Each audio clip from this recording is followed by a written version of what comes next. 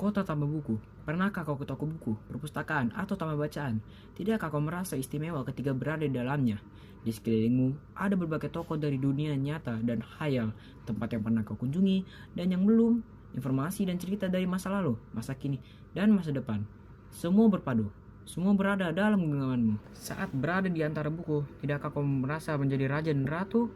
Ruang dan waktu seolah menyatu tanpa batas. Kau bisa terbang, melintasi sekat negara, dan melewati berbagai zaman.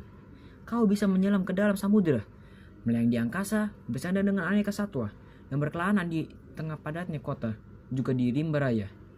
Kau tahu, buku adalah jendela dunia, kunci pengetahuan, dan pintu wawasan. Muhammad Hatta, sang proklamator berkata, "Aku rela di penjara asalkan bersama buku, karena dengan buku aku bebas."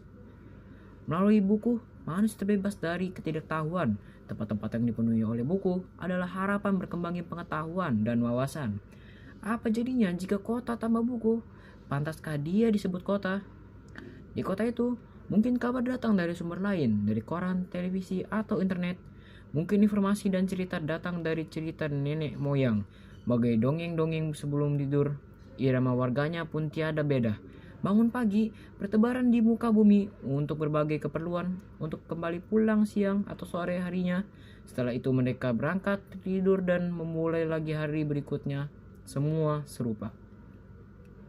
Di kota itu, mungkin ada bangunan bernama perpustakaan. Di dalamnya, buku-buku berderet dalam rak yang tak terjamah. Tiada tangan meraih dan membuka halaman demi halaman dengan sukacita. Mungkin juga ada tumpukan buku di sudut-sudut sekolah yang sepi dan berdebu, jarang dikunjungi, jarang dibaca. Buku-buku di sana teronggok tanpa nyawa. Bagaimana dengan kotamu?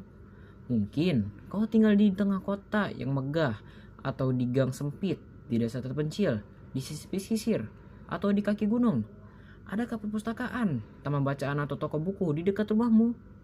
Jika ada, apakah tempat itu menjadi wadah berkumpulnya anak-anak dan warga, menjadi pusat berkembangnya wawasan dan pengetahuan, atau hanya menjadi pajangan?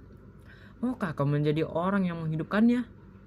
Kan, kau bisa mengunjunginya dan mengajak teman-teman membaca dan berbagi cerita di sana.